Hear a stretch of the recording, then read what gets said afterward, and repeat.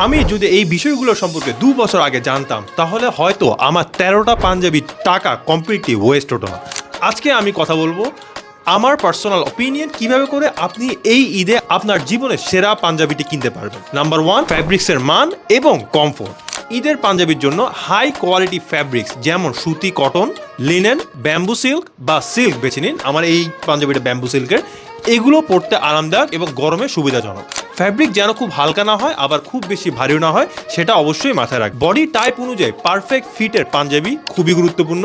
আপনার body type বুঝে পাঞ্জাবি বাছাই করতে হবে।